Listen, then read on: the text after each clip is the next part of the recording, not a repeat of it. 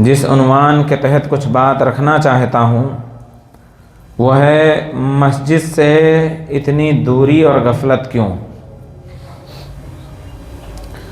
معزز و مکرم حاضرین، ہم اور آپ جانتے ہیں کہ یہ مسجد اللہ کا گھر ہے، اور مساجد سے محبت، عقیدت یہ ہمارے اعلیٰ ایمان کی نشانی اور مثال ہے۔ خوش نصیب ہیں وہ لوگ جو مسجد کے لیے جگہ دیتے ہیں، مسجد کو آباد کرنے میں حصہ لیتے ہیں، اور بعد میں اس کی دیکھ ریکھ کے لیے ہر طریقے سے کوششیں کرتے ہیں۔ مسجد کے امام سے، مسجد کے خطیب سے، مؤذن سے اور دیگر لوگوں سے خاص قسم کا لگاؤ رکھتے ہیں۔ مبارکبادی کے مستحق ہیں ایسے لوگ جو ہر وقت مسجد کی ترقی اور برتری کے لیے کوشش کرتے رہتے ہیں۔ معزز و مکرم حاضرین، آج کا جو دور ہے نا، فتنوں سے بھرا ہوا دور ہے، اور آپ سروے کر کے دیکھ لیں، خود جائزہ لیجئے اپنے خاندانوں کا، ہر شخص اپنے اپنے خاندان کا، اپنے اپنے گھر کا جائزہ لے تو پتہ چلے گا کہ بہت سے بڑے بڑے مذہبی گھرانے، مذہبی خاندان، ان کے رشتے مسجدوں سے صرف کمزور نہیں ہوئے بلکہ ٹوٹ چکے ہیں۔ بعض لوگ تو ایسے ملیں گے کہ کبھی مسجد کی طرف رخ نہیں کرتے، لیکن کوئی شخص اگر مسجد میں آتا ہے تو اسے بھی حقارت کی نظر سے دیکھتے ہیں، اسے طعن و تشنیع کا نشانہ بھی بناتے ہیں۔ کچھ لوگ ایسے ہیں جو مسجد میں آتے ہیں، ذرا سی بات ہو جائے، ذرا سی بات کسی سے انبن ہو جائے، معمولی سی بات پر آسمان سر پر اٹھا لیتے ہیں اور زور زور سے مسجدوں میں چیخنا چلانا شروع کرتے ہیں، مسجد کی حرمت کی پامالی کرتے ہیں۔ بہت سارے لوگ ایسے ہیں کہ جب تک ان کو عہدہ ملا ہوا ہے تب تک مسجدوں میں آتے ہیں، اور جیسے ہی عہدے سے وہ الگ تھلگ ہوتے ہیں، مسجدوں سے بھی الگ تھلگ ہو جاتے ہیں۔ بہت سارے لوگ ایسے ہیں کہ اپنے ذاتی رنجش کی وجہ سے مسجدوں کو آباد کرنا چھوڑ دیتے ہیں، مسجدوں سے دور چلے جاتے ہیں۔ اسلامی بھائیوں، اور آج لوگ سکون حاصل کرنے کے لیے 5 اسٹار ہوٹلوں کا رخ کرتے ہیں، سکون حاصل کرنے کے لیے لوگ زنا کی راہ پر جاتے ہیں، سکون اور اطمینان حاصل کرنے کے لیے لوگ شرابیں پیتے ہیں، گانے سنتے ہیں، رقص و سرود کی محفلوں میں جاتے ہیں، جبکہ ہم اور آپ کو اسی جمعہ کے خطبے سے یہ تعلیم دی جاتی ہے کہ رحمت، سکون کہاں سے ملتا ہے؟ مسجدوں سے ملتا ہے۔ سکون کس کا نام ہے؟ مسجد کا دوسرا نام سکون خانہ ہے۔ ہم سب جب مسجد میں قدم رکھتے ہیں تو کیا دعا پڑھتے ہیں؟ اللہم افتح لی ابواب رحمتک، رحمت کے دروازے اللہ کھول دے، رحمت مانگتے ہیں تو رحمت، سکون، چین مسجدوں میں ملتا ہے۔ لیکن افسوس کہ ہم دوسرے رخ پر جاتے ہیں، اور سورہ توبہ کی آیت ہے، اللہ رب العالمین نے کہا انما یعمر مساجد اللہ من آمن باللہ والیوم الآخر۔ اللہ کے گھر کو آباد کرنا سب کے جگر کی بات نہیں ہے، سب کے بس کی بات نہیں ہے۔ اللہ کے گھر کو صرف وہی آباد کرتے ہیں جو اللہ پر اور آخرت پر پختہ یقین رکھتے ہیں، جو ایمان کے پختہ ہیں، وہ اللہ کے گھروں کو آباد کرتے ہیں اور نمازیں قائم کرتے ہیں، وَأَقَامَ الصَّلَاةَ وَآتَى الزَّكَاةَ، اور زکوٰۃ دیتے ہیں، وَلَمْ يَخْشَ إِلَّا اللَّهَ، اللہ کے علاوہ کسی اور کا خوف، بے جا خوف اپنے اوپر مسلط نہیں کرتے ہیں۔ اللہ رب العالمین نے کہا فَعَسَىٰ أُولَٰئِكَ أَن يَكُونُوا مِنَ الْمُهْتَدِينَ، جن کی یہ خوبیاں ہیں کہ مسجدوں کو آباد کرتے ہیں نا، اللہ پر ایمان رکھتے ہوئے، آخرت پر ایمان رکھتے ہوئے مسجدوں کو جو آباد کرتے ہیں، ایسے لوگ ہدایت یافتہ ہیں۔ اس آیت پر آپ غور کریں تو آپ کو پتہ چلے گا کہ اللہ رب العالمین نے مساجد کی نسبت اپنی طرف کی ہے، مساجد اللہ کا، انما یعمر مساجد اللہ، عام گھروں کی نسبت اللہ نے اپنی طرف نہیں کی ہے، اللہ نے مسجدوں کو اپنے آپ سے جوڑ لیا۔ یہی مسجد کے شرف اور عظمت کے لیے یہی چیز کافی ہے۔ مزید اللہ رب العالمین نے یہ بھی کہا کہ اللہ کے گھروں کو کون آباد کرتے ہیں؟ جو مومن ہوتے ہیں، اور جو آباد کرنے والے ہیں اللہ نے ان کو ہدایت کی خوشخبری سنائی ہے۔ ہدایت یافتہ لوگ ایسے لوگ ہیں۔ آج اگر ہم اپنے ایمان کو جانچنا چاہتے ہیں کہ ہم اپنے ایمان میں کس معیار کے ہیں، ہدایت میں ہم کہاں کھڑے ہیں، تو مسجدوں سے اپنا لگاؤ چیک کر لیں، ہمیں اندازہ ہو جائے گا کہ ہم ہدایت کے کس معیار پر ہیں، ہمارا کون سا درجہ ہے، ایمان کا کون سا درجہ ہے۔ اپنا مسجدوں سے لگاؤ اور اس میں آنا جانا ہم اپنی زندگی کا محاسبہ کر لیں، انشاءاللہ پتہ چل جائے گا کہ ہم کس درجے میں ہیں ہدایت پر۔ اسلامی بھائیوں، اور مساجد یہ کوئی معمولی جگہ نہیں ہے، اللہ رب العالمین کے نزدیک سب سے محبوب جگہ ہے۔ احب البلاد الی اللہ مساجدها وابغض البلاد الی اللہ اسواقها، جو دنیا میں مسجدیں اللہ کے نزدیک سب سے پیاری جگہ ہیں۔ اور مسجدوں کے حوالے سے اللہ رب العالمین نے اپنے بندوں کو خصوصی پروٹوکول کا اعلان کیا ہے۔ جو شخص مسجدوں میں آتا ہے نا، اللہ رب العالمین نے کہا، اللہ کے رسول صلی اللہ علیہ وسلم فرمائے، من غدا الی المسجد او راح اعد اللہ له نزلا من الجنہ فی الجنہ کلما غدا او راح۔ جو شخص مسجد میں آتا ہے، چاہے صبح کو آئے چاہے شام کو آئے، اللہ رب العالمین اس کے لیے مہمان نوازی تیار کرتا ہے۔ چاہے جب بھی وہ آئے، صبح میں آئے یا شام میں آئے، جنت میں مہمان نوازی تیار کرتا ہے۔ یہ مسجدوں میں آنے کے فائدے ہیں۔ اسی طریقے سے قیامت کے دن جب 7 قسم کے لوگوں کو اللہ اپنے عرش کے سائے میں جگہ دے گا یا اپنے سائے میں جگہ دے گا، انہی میں سے ایک وہ شخص ہے وَرَجُلٌ قَلْبُهُ مُعَلَّقٌ بِالْمَسَاجِدِ، جس کا دل مسجد سے لگا ہوا رہتا ہے۔ دنیا میں دنیا کے دھوپ سے بچنے کے لیے اگر سایہ مل جائے تو ہمارے خوشی کا کوئی ٹھکانہ نہیں رہتا۔ قیامت کے دن جب لوگ پسینے میں شرابور ہوں گے، ہر ایک نفسی کے عالم میں ہوگا، وہاں رب کا یا رب کے عرش کا سایہ مل جائے، اس سے بڑی خوش نصیبی اور کیا ہوگی۔ اسی طریقے سے جو لوگ مسجدوں کو آباد کرتے ہیں، اندھیرے اجالے میں آتے ہیں، عشاء اور فجر کی نمازیں پابندی سے پڑھتے ہیں، اللہ رب العالمین نے قیامت کے دن ان کے لیے نور کا وعدہ کیا ہے۔ بشر المشائین فی الظلم الی المساجد بالنور التام یوم القیامہ، کہ قیامت کے دن ان لوگوں کے لیے جو مسجدوں میں اندھیرے میں چل کر کے آتے ہیں، عشاء اور فجر کی نمازیں پابندی سے ادا کرتے ہیں، ان کو قیامت کے دن نور کی خوشخبری سنا دو۔ تو اسلامی بھائیوں، مساجد کی بڑی قیمت ہے، بڑی اہمیت ہے۔ ہم دنیا اور آخرت بنانا چاہتے ہیں تو ہمیں مسجد سے لگاؤ رکھنا چاہیے۔ اسی مسجد میں جب کوئی شخص آ کر بیٹھ جاتا ہے، آج ہم چاہتے ہیں کہ فلاں صاحب ہمارے لیے دعا کر دیں، فلاں صاحب ہمارے لیے دعا کر دیں، لیکن اگر ہم فرشتوں کی، جو اللہ کی پاک باز مخلوق ہے، لا یعصون اللہ ما امرہم، اللہ کی نافرمانی وہ نہیں کر سکتی ہے، ان کو یہ اختیار ہی نہیں ہے، وہ صرف فرما برداری کرتے ہیں، ان کی دعائیں چاہتے ہیں، تو ہمیں مسجدوں میں آنا چاہیے۔ نماز پڑھنے کے بعد بھی کچھ دیر بیٹھنا چاہیے۔ جب تک ایک انسان مسجد میں بیٹھا رہتا ہے نماز کی ادائیگی کے بعد، اور جب تک بے وضو نہیں ہوتا ہے، فرشتے اس کے حق میں دعائیں کرتے ہیں، اللہم اغفر لہو، اللہم ارحمہ وتب علیہ، اللہ تو اس کی بخشش فرما دے، اس پر رحم فرما دے، رحمت فرما دے، اور اس کی طرف توجہ فرما لے۔ یہ فرشتوں کی دعائیں چاہتے ہیں، تو ہمیں مسجد سے لگاؤ رکھنا چاہیے۔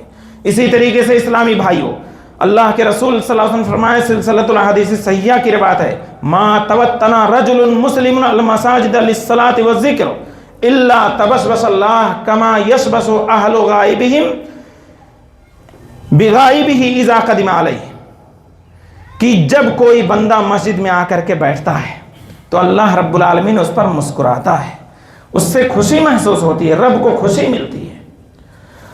جیسے کہ تم میں سے کوئی شخص گھر سے غائب ہو جائے اور جب برسوں کے بعد، ایک مدت کے بعد جب واپس آتا تو گھر والوں کو کتنی خوشی ملتی ہے، ایسے رب العالمین کو اپنے بندوں کے اپنے گھر میں آنے سے خوشی محسوس ہوتی ہے۔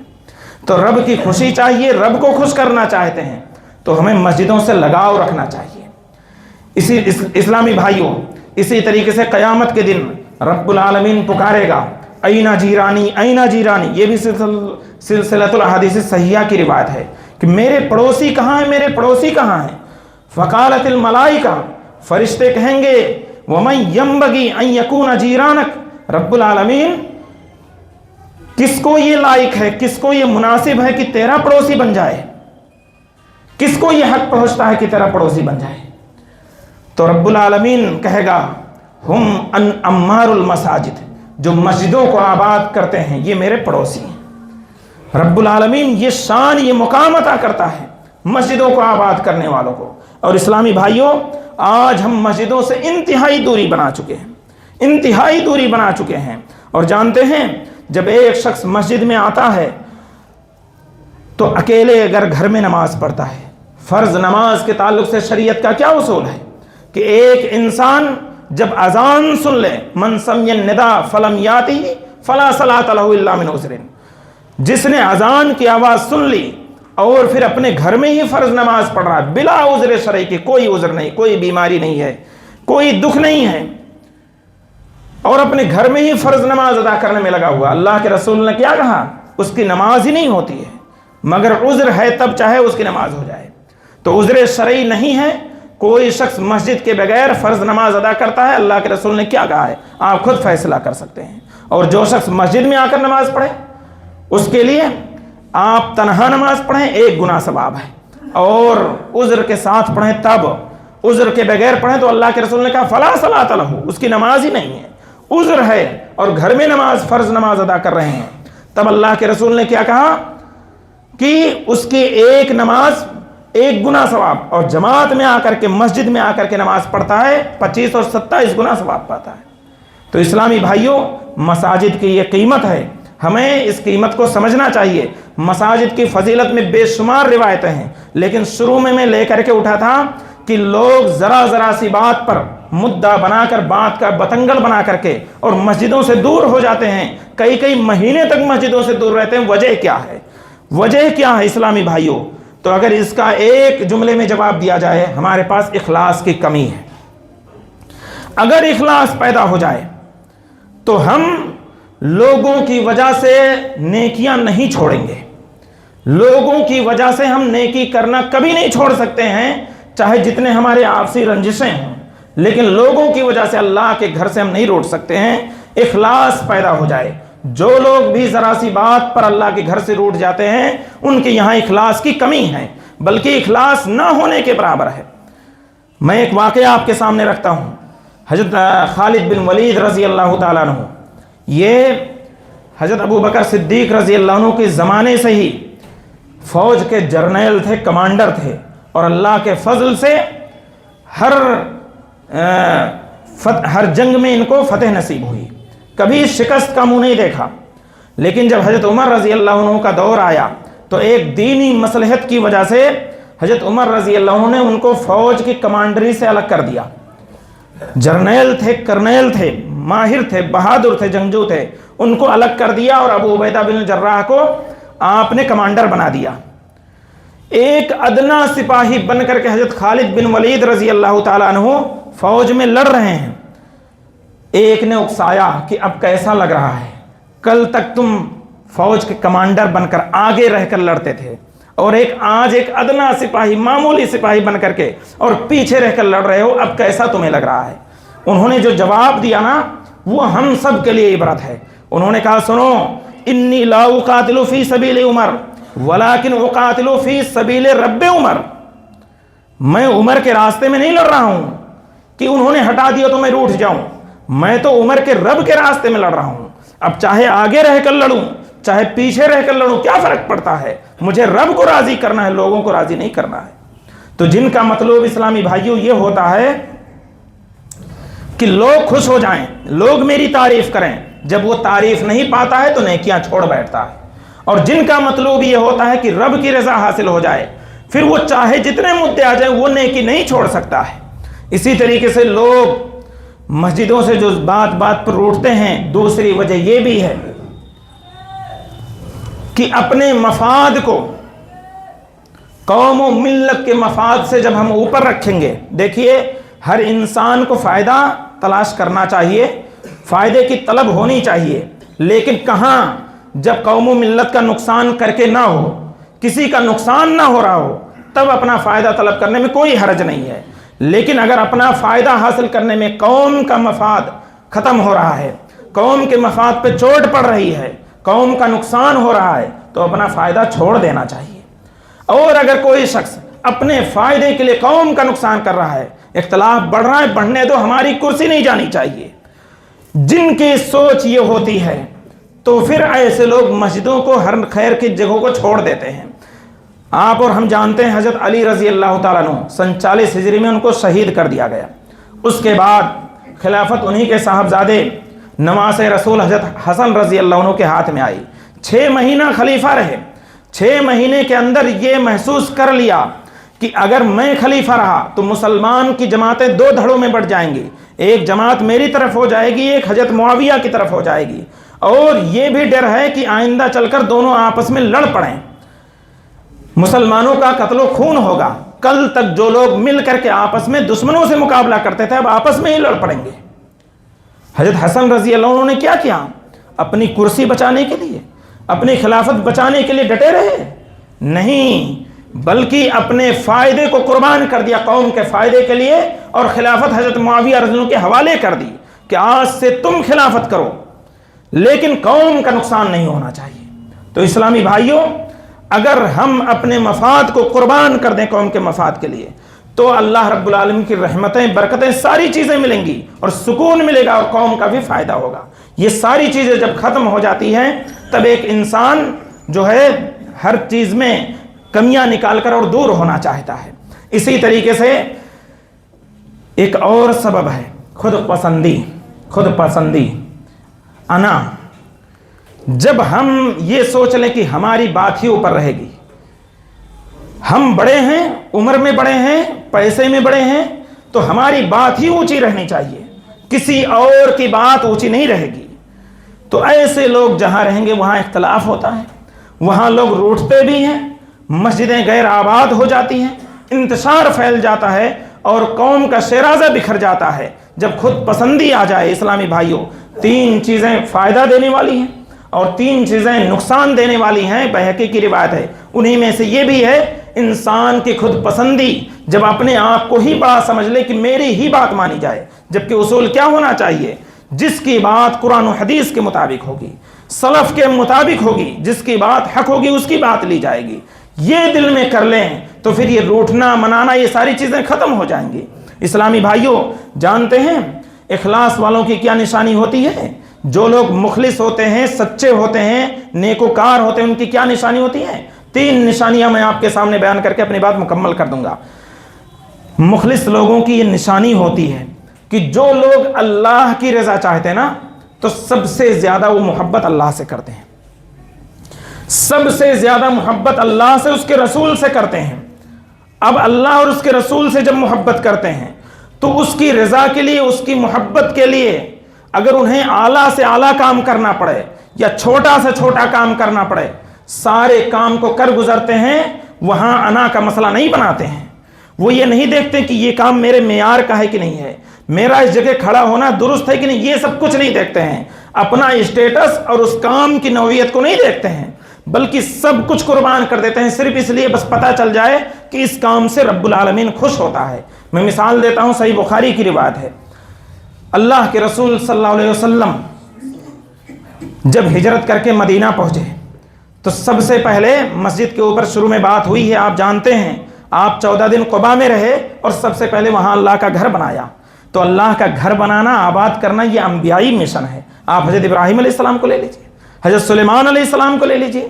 یہ دنیا کے بادشاہوں کی طرح نہیں کہ کوٹھیاں اور بنگلے اور جو ہے قلعے چھوڑ کر جاؤ، مساجد کو تعمیر کرنا، آباد کرنا، یہ انبیائی مشن ہے۔ تو اللہ کے رسول صلی اللہ علیہ وسلم نے مدینہ میں پہنچ کر کے 2 یتیم بچوں سے مسجد کے لیے جگہ خریدی، اور خریدنے کے بعد آپ صلی اللہ علیہ وسلم ایسا نہیں کہ ہاتھ پہ ہاتھ دھرے بیٹھے رہے یا نگرانی کرتے رہے اور صحابہ کو مزدوری پر لگا دیا، بلکہ آپ صلی اللہ علیہ وسلم بھی اینٹ اور گارے خود ڈھوتے رہے، اینٹ اور گارے خود ڈھو رہے ہیں، جبکہ آپ کا مقام کیا ہے؟ سارے مخلوقات میں سید البشر ہیں، سب سے افضل ہے، اللہ کے بعد مخلوقات میں سب سے اونچا درجہ آپ کا ہے، آپ کے سر پر نبوت کا، رسالت کا تاج ہے، اس کے باوجود اینٹ اور گارے ڈھو رہے ہیں۔ اور یہ نہیں سوچ رہے ہیں کہ میں نبی ہوں اور یہ کام میرے لیے مناسب نہیں ہے، بلکہ بس یہ تھا کہ اس کام سے اللہ راضی ہوتا ہے، پھر اس کو کر گزرا آپ نے، اور آپ نے دعائیں دیں، اللہم لا عیش الا عیش الآخرہ فاغفر الانصار والمہاجرہ، اے اللہ اصل اجر تو آخرت کا اجر ہے، اصل اجرت تو آخرت میں ملے گی، تو میرے دونوں جانثاروں کو، انصار و مہاجرین دونوں کو بخش دے۔ نبی صلی اللہ علیہ وسلم کتنے اخلاص والے تھے کہ آپ صلی اللہ علیہ وسلم نے بس صرف یہ دیکھا کہ اس میں اللہ کی رضا حاصل ہوتی ہے۔ اسی طریقے سے غزوہ خندق کے موقع پر جب خندق کی کھدائی ہو رہی تھی، صحابہ کرام خندق کھود رہے تھے، آپ صلی اللہ علیہ وسلم مٹی اٹھا کے منتقل کر رہے تھے۔ برا بن عازب رضی اللہ عنہ کہتے ہیں، رأیت رسول اللہ صلی اللہ علیہ وسلم یوم الاحزاب قد ینقل التراب وقد وارت تراب بیاض بطنہ، کہ میں نے نبی صلی اللہ علیہ وسلم کو دیکھا کہ آپ مٹی اٹھا رہے ہیں، صحابہ جو خندق کھود رہے ہیں، گڑھا کھود رہے ہیں، ان میں سے مٹی اٹھا رہے ہیں، اور آپ کے بطن، جو آپ کا بطن مبارک تھا، گورے گورے بطن مبارک کو مٹی نے ڈھانپ لیا تھا مٹی ڈھونے کی وجہ سے۔ آپ اس واقعے سے اندازہ لگائیں کہ امام الانبیاء ہیں، صرف یہ ہے کہ اللہ اس سے خوش ہوتا ہے، وہ کام کر رہے ہیں، ذرا سا احساس نہیں ہے کہ میں تو نبی ہوں۔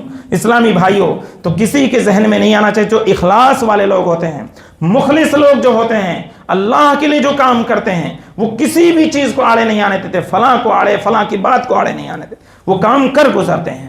اسی طریقے سے مخلص جو لوگ ہوتے ہیں نا، وہ نیکیاں کر کے بھی ڈرتے رہتے ہیں۔ وہ کس بات سے ڈرتے ہیں؟ کہ کہیں ایسا نہ ہو کہ میری عبادت رد کر دی جائے۔ وہ ایسا نہیں ہے کہ ذرا سی عبادت کی اور پھر اب دوسروں کو انسانی سمجھنا چھوڑ دیں، ایسا نہیں کرتے ہیں۔ کتنے ایسے لوگ ہیں کہ نیکی کا خمار چڑھتا ہے، ایسا چڑھتا ہے کہ دوسروں پر کفر و شرک کے فتوے بات بات پر لگانا شروع کر دیتے ہیں، جبکہ جہالت نہیں دور کی ہوتی ہے، ذرا سی بات پر جو ہے کفر و شرک کے فتوے لگاتے ہیں اور انسانی سمجھنا چھوڑ دیتے ہیں۔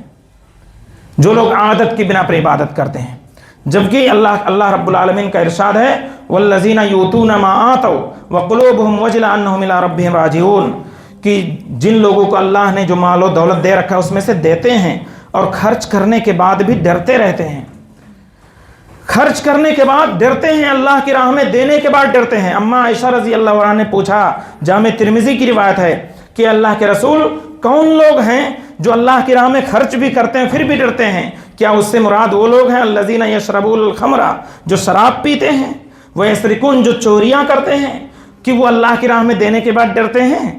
تو آپ صلی اللہ علیہ وسلم نے فرمایا، اے بنت صدیق، اس سے وہ لوگ مراد نہیں ہیں، بلکہ اس سے تو اللہ والے مراد ہیں، جو لوگ وَلَٰكِنَّ الَّذِينَ يَتَصَدَّقُونَ وَيُصَلُّونَ، جو صدقہ بھی کرتے ہیں، نمازیں بھی پڑھتے ہیں، وَلَٰكِنْ يَخَافُونَ أَلَّا يُقْبَلَ مِنْهُمْ، لیکن ڈرتے اس بات سے کہیں اللہ ان کی نیکیاں رد نہ کر دے۔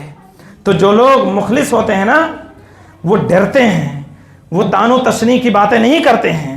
اسی طریقے سے مخلصین کی ایک نشانی یہ بھی ہے کہ وہ جس طریقے سے اپنی برائیوں کو چھپاتے ہیں، پوری دنیا اپنی برائیوں کو چھپاتی ہے، جس طریقے سے لوگ اپنی برائیوں کو چھپاتے ہیں ویسے وہ نیکیوں کو بھی چھپاتے ہیں۔ ربی بن خیثم کے بارے میں ہے کہ جب وہ قرآن پڑھتے رہتے، کوئی ملنے آتا، روتے رہتے، فوراً ملنے آتا، آنسو بھی پوچھ لیتے اور قرآن بھی سمیٹ کے رکھ دیتے تھے۔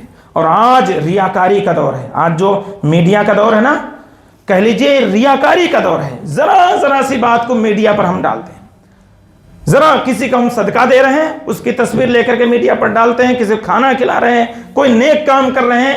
آج تو ریاکاری کا دور اتنا ہو چکا ہے کہ حرم میں جا کر کے بھی لوگ سیلفیاں بناتے ہیں، اللہ ماشاءاللہ 99% لوگ، اور تصویریں ڈالتے ہیں، دیکھو ہم حج کرنے آئے ہیں، عمرہ کرنے آئے ہیں۔ اسلامی بھائیوں، تو جو لوگ مخلص ہوتے ہیں وہ نیکیاں چھپاتے ہیں، ایسی جگہوں پر نیکیاں کرنے سے بچتے ہیں جہاں سے شہرت ملتی ہو، یا نیکیاں کر کے بتاتے نہیں ہیں کہ آج میں رات میں اٹھا تھا۔ دیکھیے تہجد جو لوگ پڑھتے ہیں، بہت سے ایسے ریاکار مل جائیں گے جو لوگوں کو بتانا چاہتے ہیں کہ میں تہجد پڑھتا تھا، ڈائریکٹ تو نہیں کہتے ہیں کہ میں تہجد پڑھتا تھا، تو کہتے ہیں آج رات میں اٹھا تھا تہجد کے لیے تو کتے بھوک رہے تھے، بتانا تہجد کو ہے، کتے کاڑ لیتے ہیں۔ تو اس طریقے سے لوگ جو ہے اپنے نیکیوں کو گناتے ہیں۔ تو نیکیاں چھپانا یہ مخلصین کی نشانی ہے۔ اکتم حسناتک کما تکتم سیئاتک، ایسے ہی اپنی نیکیوں کو چھپاؤ جیسے برائیوں کو چھپاتے ہو۔ اسلامی بھائیوں، تو میں یہ کہنا چاہتا ہوں کہ ہم مخلص بنیں، اللہ کے گھر کے لیے مخلص بنیں، اخلاص والے بنیں، اللہ کے گھر سے لگاؤ پیدا کریں۔ اللہ رب العالمین ہماری نیکیوں کو قبول فرمائے۔ آمین۔ اقول قولی